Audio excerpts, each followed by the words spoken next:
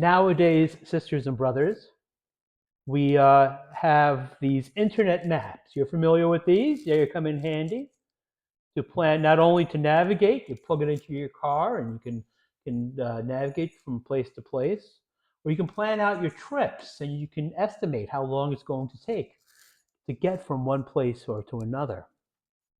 And I'm sure more than one of you have checked out what kind of a walk would it be to get from Cairo to Jericho. Yeah. And the internet estimate there is 7 days of walking. Sounds like a lot. Of course, begs the question: why did it take 40 years for the Israelites to go get from slavery in Egypt to freedom in the Promised Land? Of course, when we read the Book of Exodus, we know that they weren't just walking straight, day and night. Yes, they would stop. We don't know how long, because they were following God, who made himself manifest during the day as a pillar of cloud, and during the night as a pillar of fire. And so they would stop and set up camp and stay there for a spell. How long? Days, weeks, months, years? No. Scripture is a little less clear on this. What it was clear on is that Moses was not going to enter into the promised land himself. It was to Joshua to take them across the Jordan. Of course, you biblical scholars know very well, sisters and brothers. Joshua and Jesus in Hebrew are the same name. English is crazy. And sometimes we split up the same names to different names to make it clear who we're talking about. But in Hebrew, Joshua, I can't say it in Hebrew, it means God saves. Does he ever? Does he ever? So they crossed the Jordan, settled down for a spell at near Jericho, just west of the Jordan, and there they celebrated the Passover. They needed time, sisters and brothers. They needed time. We hear that the Lord spoke to Joshua, explaining, "Today I have removed the reproach of Egypt from you." It was a long trip from slavery to freedom. And it took the people of Israel 40 years to understand where they were actually enslaved. But they celebrated.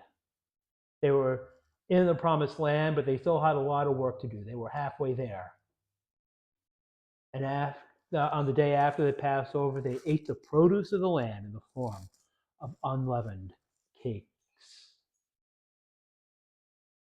We call today, sisters and brothers, this fourth Sunday of Lent, Laetare Sunday. We're about halfway through Lent, believe it or not. Halfway through Lent.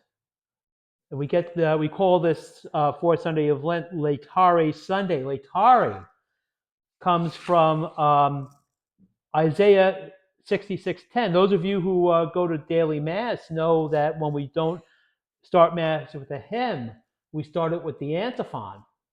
And the antiphon today is from Isaiah 66, verse 10. Laetare Jerusalem. Rejoice, Jerusalem, and all who love her. We have a lot, even in the middle of Lent, sisters and brothers, to rejoice over. Consider, sisters and brothers, the prodigal son. Powerful parable. Some scholars, both scholars in the faith and scholars outside the faith, some call this the greatest short story ever written. There's a lot going on. But consider the prodigal. Consider the younger son making extraordinarily mean and foolish decisions. And how did that work out? And he needed time to realize where he was enslaved. He needed time to realize he could be reconciled. He needed time, and finally coming to his senses, he got up and went back to his father.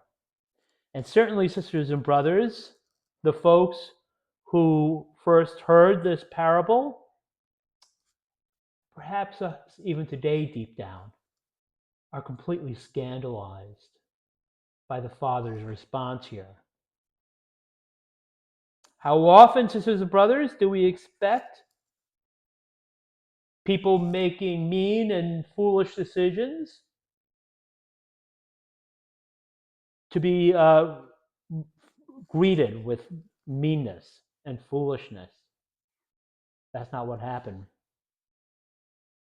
That's not what happened. We hear that the Father declared, "Let us celebrate a feast because the Son of mine was dead, he has come to life again. He was lost and has been found." And then the celebration began. We are scandalized often by God's mercy. And yet we are called today, this Laetare Sunday, this rejoicing Sunday, to rejoice in God's mercy, because all this is from God, who has reconciled us to himself through Christ and given us the ministry of reconciliation. We are used to this, of course, but is there another response? Is there another option? You bet there is. Consider the older brother. He became angry and refused to enter the house. He was offended by God the Father's mercy. He was suspicious of mercy. And so often, sisters, are we suspicious of God's mercy and healing? How often, sisters and brothers, are we resentful and distrustful of empathy? No, sisters and brothers, we are called in rejoicing in God's mercy to look to God so we may be radiant with joy in our faces, we may not blush with shame. So that, sisters and brothers, together we may hasten toward the solemn celebrations to come. Praise be Jesus Christ, now and forever.